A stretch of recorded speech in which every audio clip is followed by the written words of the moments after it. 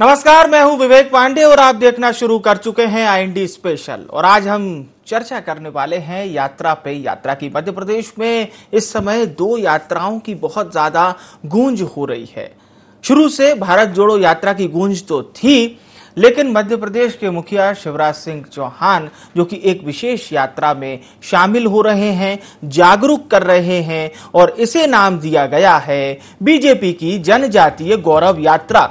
इस नाम को फिर से सुन लीजिए, क्योंकि भारत जोड़ो यात्रा लगातार लोगों की जुबान पे तो चढ़ चुकी है, लेकिन अब इस यात्रा को सुन लीजिए, समझ लीजिए। इस यात्रा का नाम है बीजेपी की जनजातीय गौरव यात्रा। इस यात्रा का उद्देश्य क्या है? इस यात्रा का उद्देश्य है पैसा कानून से संबंधित भ्रांतियां जो भी ST वर्ग में है, जनजाति वर्ग में है, आदिवासी वर्ग में है, उन्हें दूर करना। जाहिर सी बात है, मध्य प्रदेश की सियासत के जब धुरंधर उन गांव में पहुंचेंगे जो आदिवासी बाहुल्य हैं, उनसे जनसंपर्क करेंगे, उन्हें पैसा कानून के बारे में जानकारी देंगे और स्वयं इन धुरंधरों में मध्य प्रदेश के मुखिया शिवराज सिंह चौहान भी शामिल हैं। इससे पहले मुख्यमंत्री शिवराज सिंह चौहान ने धार में पैसा जन जागरूकता कार्यक्रम को संबोधित किया था, तो उन्होंने इस बात को बहुत प्रमुखता के साथ बताया था कि आदिवासी भाई किसी भी तरह के भ्रम में ना फंसे। सरकार ने उनको इस कानून से पूरी तरह से जोड़ने के लिए और आदिवासी भाइयों पर किसी भी प्रकार का कोई कष्ट या विपदा ना आवे, इसके लिए सरकार ने अपनी ओर से पूरी तैयारी की है। और कहीं ना कहीं ये पैसा कानून इसी कड़ी में आई हुई एक श्रृंखला है। बहरहाल पैसा कानून पर हमने जब चर्चा की थी तो इसके तमाम उन बातों पर भी हमने गौर किया था जो पूर्व में ऐसी बातें खास तौर से जिसका फायदा आदिवासी वर्ग को नहीं मिल पाया था, इसको लेकर भी हमने चर्चा की थी पैसा कानून में।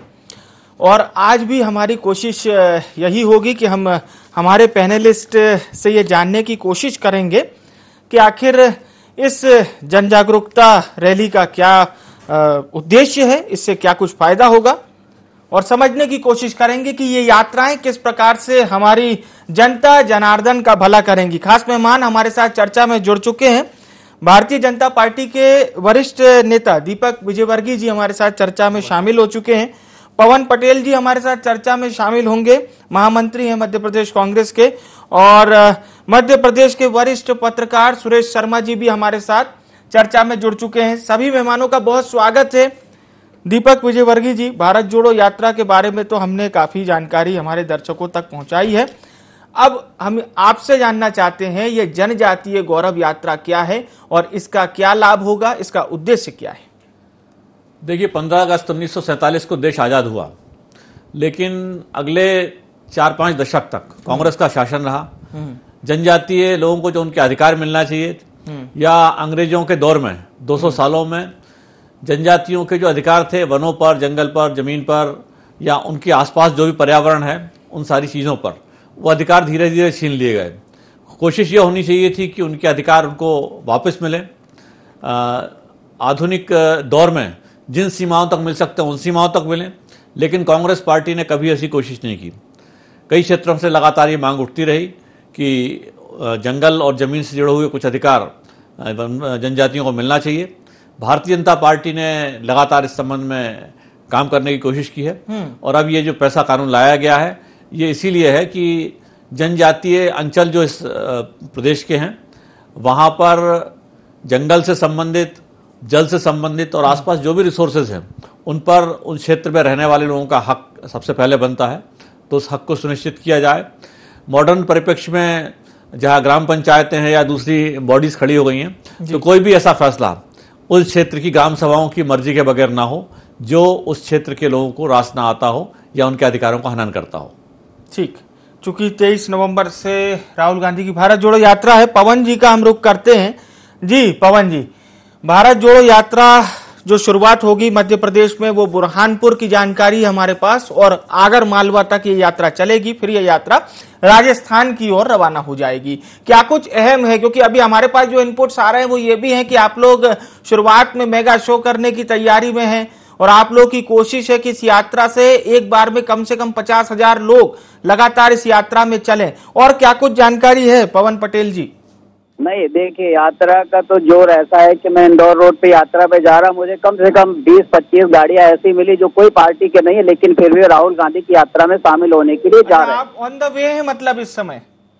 यहाँ मैं ऑन द वे हूँ। अच्छा, जी ठीक है। बताइए। और दूसरा मैं ये बोल रहा हूँ कि जो आपने शुरू में बताया कि यात्रा का जो इनके भारतीय जनता पार्टी की यात्रा का क्या उद्देश्य है, उनकी यात्रा का उद्देश्य है भारत जोड़ो। पटेल साहब, अगली चर्चा में आप बताइएगा, अभी सिर्फ भारत जोड़ो यात्रा, इसलिए मैंने दीपक जी को जनजातीय गौरव यात्रा के बारे में बताने दिया। जी, अभी सिर्फ भारत जोड़ो यात्रा बताइए सर, फिर आप भले ही अगले बार में पूछ लीजिएगा। जी जी, तो भारत जोड़ो यात्रा की पूरी तरह से तैयारियां है। आम जनता अब राहुल गांधी जी का स्वागत करने के लिए आतुर हो रही है और पूरे प्रदेश से लोग वहां पहुंच रहे हैं। आगर मालवा में जब महाराष्ट्र की सीमा से वो प्रवेश करेंगे तो हमारा आकलन, आप जो बोल रहे हैं 50,000, मुझे लग रहा है कि 1-1.5 लाख से ऊपर यह आकलन होगा। आप देख लीजिएगा। हालांकि मीडिया को दिखाने के लिए पाबंदी लगाई गई, लेकिन सोशल मीडिया की तरफ आप आराम से देख करके इस चीज को पता कर सकते हैं कि किस तरह लोग आज उतावले हो रहे हैं, क्योंकि सिर्फ राहुल गांधी का स्वागत नहीं हो रहा, इस देश का स्वागत हो रहा है, इस संविधान का स्वागत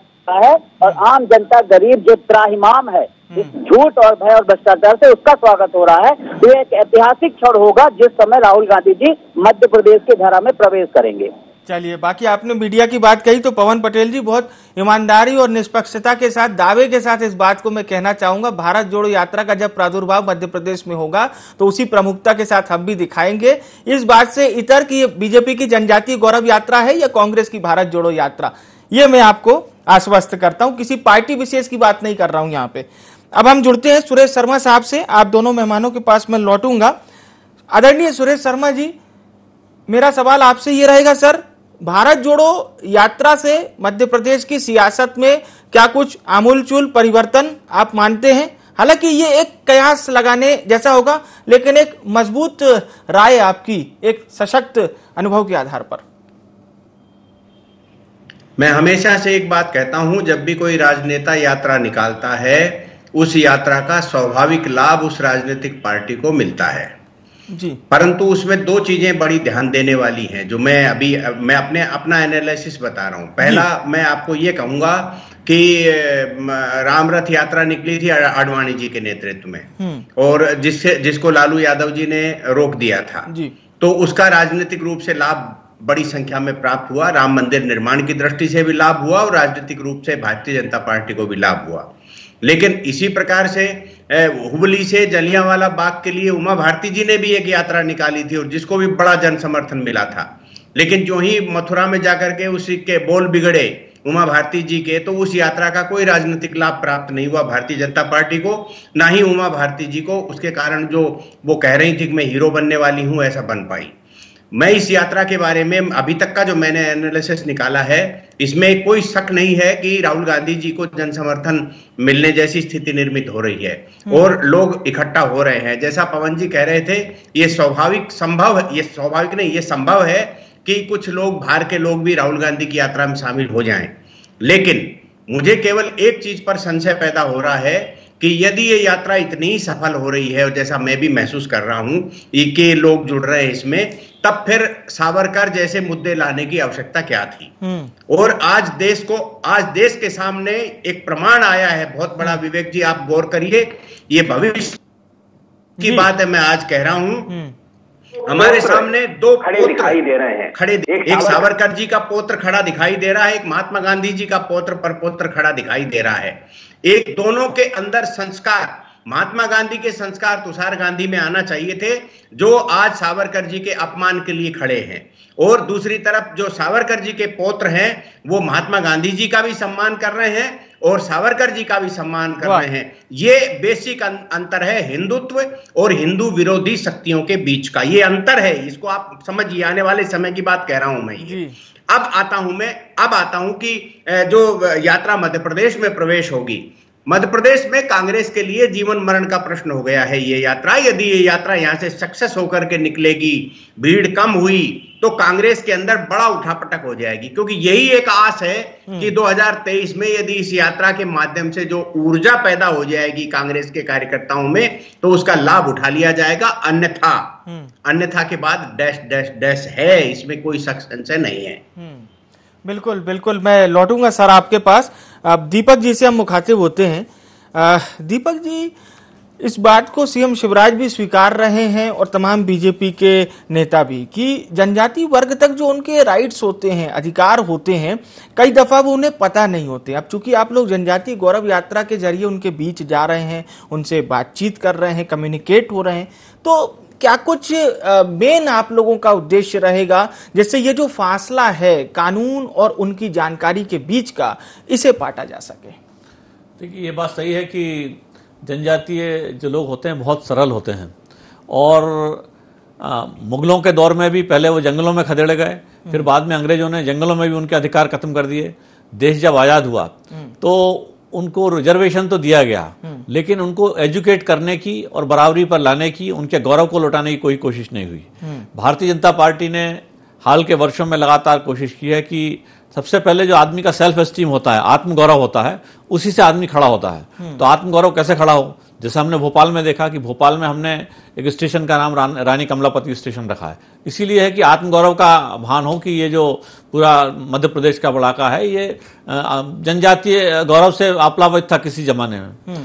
अभी बिरसा मुंडा की जयंती शुरू की है, भारतीय जनता पार्टी ने शुरू की है, और ये बिरसा मुंडा जी को इसलिए कि स्वतंत्रता संग्राम बाद में 1857 बाद में हुआ या भारत छोड़ो आंदोलन बाद में, सारी चीजें बहुत बाद में हुई हैं, लेकिन बिरसा मुंडा जी ने इन सबसे बहुत पहले स्वतंत्रता आंदोलन शुरू किया था। तो इस देश का जो लोग हैं वो जनजातीय गौरव के बारे में समझें। जनजातीय लोग सरल तो रहें, लेकिन अपना जो सेल्फ एस्टीम है कि किस तरह ज्यादा दबाव के साथ, ज्यादा ताकत के साथ सारे समाज के साथ खड़े हों। और जो अंग्रेजों के ज़माने में कुछ उनको रिजर्व कर दिया गया है कि पटवारी या सरकारी कर्मचारी जो होते हैं वो उनको पीछे धकेल देते हैं और उनके सामने वो भयभीत महसूस करते हैं, तो वो सारी बातें नहीं हो। अब वन के जो कर्मचारी हैं, राजस्व के जो कर्मचारी हैं, वो भय का संचार नहीं कर पाएंगे वनवासियों में, और उसके लिए भारतीय जनता पार्टी कार्यकर्ता अवेयर करने का अभियान चला रहे हैं कि कोई सरकारी कर्मचारी उनके अधिकारों से बेदखल करने के लिए उनको भयभीत ना कर पाए। और इसीलिए जो पैसा कानून है उसके जो विभिन्न पॉइंट्स हैं उनको हम लगातार हर जनजाति परिवार तक पहुंचाएंगे, जिसके जरिए उनमें आत्मगौरव का भान और ज्यादा बढ़े और उनके कोई अधिकारों का हनन भविष्य ना कर पाए। बिल्कुल बिल्कुल, ये अच्छी बात है। अगर ऐसा होता है तो और अच्छा रहेगा। आप लोगों की जो सोच है उसको जनजातीय वर्ग तक भी आगे पहुंचेगी। पवन जी, भारत जोड़ो यात्रा से संबंधित अब इसे मैं चुनौती कहूं या आप लोगों के लिए या कांग्रेस पार्टी के लिए एक अवसर, क्योंकि कहीं ना कहीं वो रिफॉर्म्स कह लीजिए या फिर वो तत्व कह लीजिए जो कांग्रेस के लिए घातक होते हैं। जाहिर सी बात है, मैं अगर इसे दो शब्दों में तौल दूं तो वो कहीं ना कहीं भीतरघाती है या फिर कहीं ना कहीं वो गुट है जो अलग अलग चुनाव में नजर आए, जिसने कांग्रेस को कमजोर करने का प्रयास किया। तो भारत जोड़ो यात्रा में इस तरह के तत्व सामने ना आए और आपके चुनाव तक यानी 2023 विधानसभा चुनाव तक पूरी तरह से सब एकजुट रहें, इसके लिए क्या विशेष प्लानिंग है कांग्रेस के पास, या कांग्रेस ने पहले से ही इसकी कोई अच्छी तैयारी कर ली है? लक्ष्य बड़ा हो जाता है जब आदमी का लक्ष्य इस देश हो जाता है, अब गरीब हो जाता है। आप उस चीज को समझने का प्रयास करिए जो मैं बताने की कोशिश कर रहा हूँ। आज राहुल गांधी को यात्रा निकालने की जरूरत क्यों पड़ी, ये बहुत सोचने वाली बात है। क्यों पड़ी कि इतना लंबा उसको पैदल चलना पड़ रहा है, जब हमारा जो बाबा साहब भीमराव अम्बेडकर का जो संविधान था, जो सिस्टम था, जहाँ पे हम आम जनता की बात उठा सकते थे, जब हम वहाँ पे अपनी बात नहीं उठा पा रहे तो मजबूर होकर के हमें रास्ते का पैदल पद यात्रा का आम जनता के जाने के लिए मजबूर होना पड़ा। अब ये जो बोल रहे हैं, अभी विजयवर्गीय जी जो बोल रहे थे कि हाल ही के वर्षों में, मैं ये कहता हूँ कि हाल ही के वर्षों में इनको आदिवासियों की याद क्यों आई? हाल ही के वर्षों में भगवान बिरसा मुंडा की जयंती क्यों मनाने लगे? ये कोई इनसे क्यों पूछे, कैसे पूछे, इसका जवाब क्यों नहीं दे रहे? हम तो कांग्रेस पार्टी ने नियम बनाया, वन का अधिकार दिया, जमीन के पट्टे दिए, जिस पट्टे पे आधे से ज्यादा पट्टों में भारतीय जनता पार्टी के दबंगों के उसमें कब्जे हो गए हैं। तो कांग्रेस पार्टी तो हमेशा से सोचती आई है। ये बात कर रहे हैं आजादी किसने दिलाई, ये नहीं बोल रहे हैं। आजादी की बात कर रहे हैं कि कांग्रेस ने जितना किया उतना ये कर लें, बता दें और जो बात कर रहे हैं जिस तरह की, मैं तो सिंपल सी बात कहता हूं कि अगर भारत जोड़ो यात्रा है तो उस भारत जोड़ो यात्रा का सबको समर्थन करना चाहिए। ये जनजातीय गौरव दिवस यात्रा निकालने की उनको क्या जरूरत पड़ गई? इनको तो बड़ा परफेक्ट है, इनकी मशीनरी बड़ी परफेक्ट है। अगर शिवराज सिंह चौहान जी के नेतृत्व में बड़ी अच्छी सब लाइन ऑर्डर काम कर रहा तो उसी माध्यम से ये अपने बात कर सकते थे, लेकिन ये सिर्फ इसलिए कर रहे हैं कि भारतीय जनता पार्टी ये चाहती है कि जो भारत जोड़ो यात्रा चल रही है उसके प्रभाव को कम करने का प्रयास कर रहे हैं, जो कि असंभव है। और जो पत्रकार जी बोल रहे थे आदरणीय, में यही जी बोलिए। चलिए आपका ऑडियो एक बार फिर से हमसे जुड़ेगा। मैं चाहूंगा दीपक जी इस पर अगर कुछ जवाब देना चाहें, फिर हम सुरेश जी का रुख करेंगे। देखिए, पहली बात तो यह है कि कांग्रेस के मित्रों को अपनी पार्टी की चिंता करना चाहिए। राहुल गांधी के प्रशंसा में कितने ही कसीदे इनके कार्यकर्ता पढ़ें, लेकिन सारा देश जान चुका है कि वो किसी भी तरह राजनीति भूमिका के लिए ना तो खुद अपने आप को उपयुक्त पाते हैं, ना देश उनको उपयुक्त पाता है। उनके परिवार के पास जो 60-70 साल से पार्लियामेंट्री सीट थी वहां बुरी तरह हार गए, और उत्तर प्रदेश को छोड़ के वो मुस्लिम लीग के प्रभुत्व वाली सीट से जाकर किसी तरह सांसद बने हैं।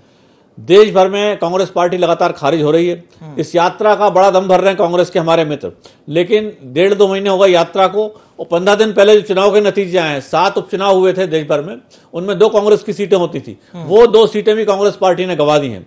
जाहिर है कि कांग्रेस पार्टी को, राहुल गांधी को और इस तरह की जो कांग्रेस पार्टी की जो राजनीति रही है 70-80 सालों में, उससे देश पहले आज ही जा चुका था और अब पूरी तरह खारिज कर चुका है। अब ये यात्रा करें कि नौटंकी करें, ये करें, रोज नए नए तरीके से फोटो शूट करें, प्रोफेशनल इवेंट मैनेजमेंट कंपनी रख के जो कुछ भी कर रहे हैं, उसे अखबारों में फोटो छपने से कुछ नहीं होने वाला है, सोशल मीडिया पे नए नए तरीके से फोटो छपने से कुछ नहीं होने वाला है। देश के लिए आपका क्या विजन है, ये मायने रखता है देश की जनता के लिए।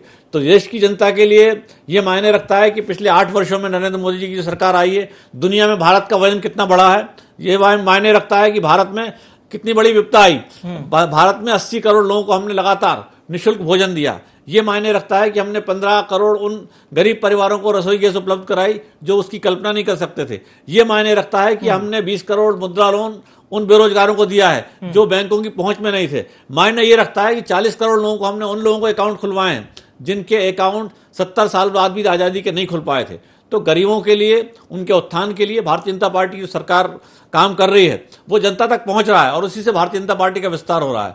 अब यात्रा के नाम पे उन घिसी पिटी बातों को कहना, जो इनके दादा परदादा, इंदिरा गांधी जो भाषण देती थी वही राहुल गांधी दे रहे हैं, नेहरू जी जो भाषण देते थे वही राहुल गांधी दे रहे हैं, और पिछले 50 साल से वही भाषण है। तो आप लोगों ने 50-60 साल तक किया क्या है? अगर आपको लगता है कि इस देश में कोई गरीबी है, अगर आपको लगता है बेरोजगारी है, तो आपने क्या किया है? हमारे पास तो हम आंकड़े दे रहे हैं ना आपको कि हमने ये किया है। पूछ लेंगे आपका ये सवाल, पवन पटेल जी से हम जवाब ले लेंगे। उससे पहले सुरेश शर्मा जी का रुख करते हैं। सुरेश शर्मा जी, सर अगला सवाल यही है, चूंकि यात्रा वर्सेस यात्रा, हमने कोशिश की कि किसकी यात्रा ज्यादा पावरफुल है, क्योंकि कहीं ना कहीं सर लोकतंत्र में हम लोग नंबर को भी एक तरजीह देते हैं।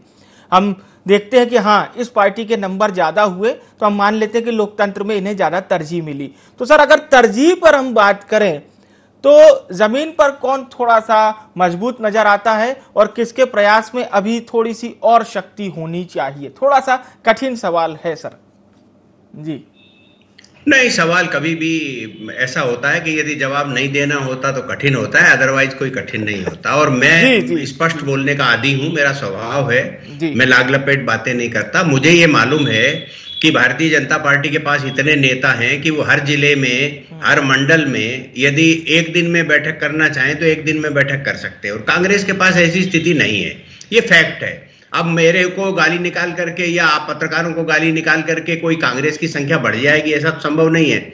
इसलिए ये फैक्ट है कि कांग्रेस को अपना जनाधार और अपने कार्यकर्ताओं की संख्या बढ़ाना पड़ेगी, जिसके कारण अब कमलनाथ जी 76 साल की उम्र में भी यदि मान लो जीतू पटवारी, अरुण यादव जी जैसे युवा नेताओं को डाइजेस्ट करने की कोशिश करेंगे, और हमारे पटेल साहब जो हमारे साथ जुड़े हुए हैं, सौभाग्य की बात है हम लोगों के लिए कि एक ऐसे विद्वान प्रवक्ता के साथ हम बात कर रहे हैं, उनको जो है केवल यात्राओं में ही घुमाते रहेंगे और उनको कोई जिम्मेदारी नहीं देंगे, तब क्या होगा? उससे महामंत्री बना देने से क्या हो जाता है? महामंत्री तो मेरे ख्याल से 200-250 है कांग्रेस में, तो कोई उसका बहुत लंबा अंतर तो होने वाला नहीं है। लेकिन हाँ, काम की जिम्मेदारी दें, यात्रा में कोई उनको बड़ा जिम्मेदारी दे कि भाई आप ये प्रचार देखिए, ये देखिए, तो समझ में आती बात। वो सब वन मैन शो है, कभी दिग्विजय सिंह जी कर लेते हैं, कभी कमलनाथ जी कर लेते हैं। मैं कल राहुल गांधी जी का एक भाषण सुन रहा था, मैं उसको उद्धृत करना चाहता हूं, जो जनजाति गौरव यात्रा के संदर्भ में मेरी बात है ये। उन्होंने कल गुजरात में अपने भाषण में कहा कि भाजपा ने जो है आदिवासियों के लिए कुछ नहीं किया। हो सकता है न किया हो, क्योंकि अभी 2014 के बाद ही उन्हें बहुमत वाली सरकार मिली है, और 2014 के बाद का आंकड़ा दीपक जी ने गिनाया भी है उसमें कि भाई उन्होंने क्या किया है। लेकिन मुझे दो चीजें याद हैं, मैं मध्य प्रदेश के संदर्भ में आपसे कहूंगा। सबसे पहला, शिव भानु सिंह सोलंकी जी का मुझे आज नाम याद आ रहा है। वो मध्य प्रदेश के ऐसे नेता थे जिनका चयन मुख्यमंत्री के लिए हो गया था जी, लेकिन विधायक दल ने नाम तय करने के बाद भी हाईकमान ने अर्जुन सिंह जी का नाम भेज दिया और शिव भानु सिंह सोलंकी जी को उप मुख्यमंत्री बनना पड़ा। दूसरा नाम, मुझे जमुना देवी जी का नाम याद आता है। दबंग नेता, बुआ जी के नाम से फेमस, और सारे लोग बड़ा सम्मान करते थे, लेकिन जिंदगी भर जो है वो महिला बाल विकास मंत्री, उप मुख्यमंत्री रहते हुए भी महिला बाल विकास मंत्री रही। उनको कोई जिम्मेदारी वाला महत्वपूर्ण ऐसा कोई महकमा नहीं दिया गया जिससे वो जनजातीय होने के बाद अपने काम का प्रदर्शन करके लोगों को बता सके, जबकि उनकी कैपेसिटी हम सब, आप और हम सब लोग मीडिया के लोग देखा करते थे, उनमें कितना दमखम था। तो ये मैं सारी चीजों को देखता रहता हूं, और उसके बाद मुझे ये लगता है कि जो जनजातीय गौरव यात्रा भारतीय जनता पार्टी निकाल रही है, उसको कोई भी इस बात से नकार नहीं सकता कि राहुल गांधी जी की यात्रा के बाद में जो प्रभाव दुष्प्रभाव होगा उसको समेट लिया जाएगा, बिल्कुल ठीक से सेट, वापस पुरानी स्थिति में सेट कर दिया जाएगा। इसको राजनीतिक रूप से कोई कितनी ही व्याख्या करता रहे, लेकिन इस सच को कोई झुठला नहीं सकता। ठीक है, इसलिए जो यात्रा निकलेगी, पेशा है, कानून है, वो सारे उसका बहाना है, या उसकी आड़ में जो है, या उसको लेकर के जो उनको बताने की बात हो, लेकिन कुल मिलाकर के ये है कि राहुल गांधी की यात्रा का जो भी प्रभाव दुष्प्रभाव होने वाला है उसका जो है ये। चलिए, मैं पवन पटेल जी से अंतिम प्रतिक्रिया ले लेता हूं। पवन पटेल जी, आपकी अंतिम प्रतिक्रिया सर। जी, क्या किया मुझे समझ नहीं आ रहा है।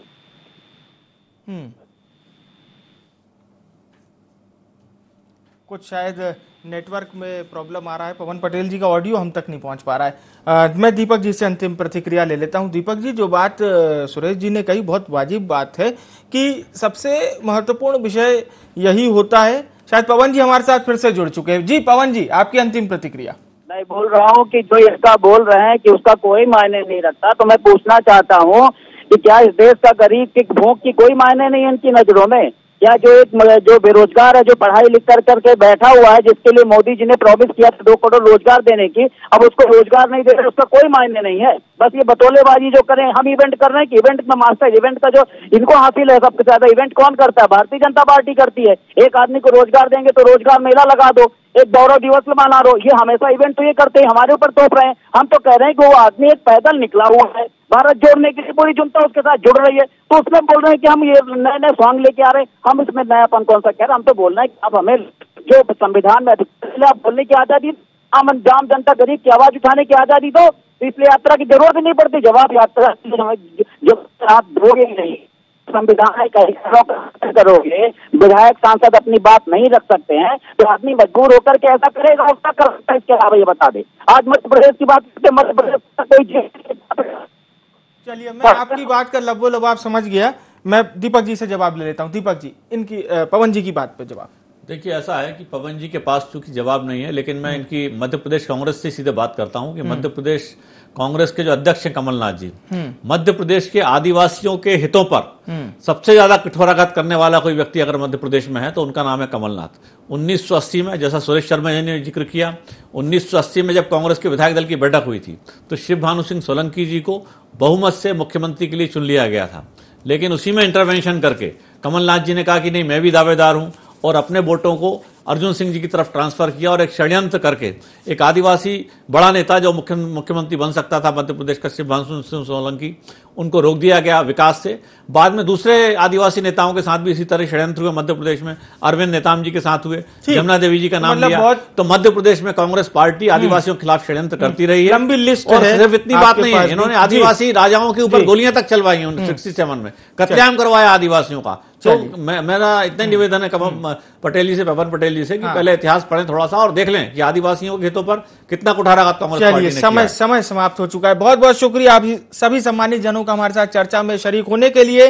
तो 90 के दशक में एक यात्रा थी जिसका नाम था राम मंदिर यात्रा, और वो रथ यात्रा 90 के दशक में जितनी लोकप्रिय रही, और उसके बाद सबको पता है कि किस तरह से आज वर्तमान रूप में केंद्र सरकार यानी बीजेपी का जो राज था वो तो उस समय नहीं था 90 के दशक में उतना ज्यादा, लेकिन उस रथ यात्रा ने बीजेपी को जन जन के बीच पहुंचा दिया था और एक नया अवतार लिया था भारतीय जनता पार्टी ने। ये बात मैं इसलिए कह रहा हूं क्योंकि आज कांग्रेस के पास खोने के लिए कुछ भी नहीं है। ऐसे समय में ये भारत जोड़ो यात्रा क्या कांग्रेस के लिए संजीवनी साबित होगी, ये तो वक्त ही बताएगा। IND स्पेशल में इतना ही। मुझे आने विवेक को दीजिए इजाजत। नमस्कार।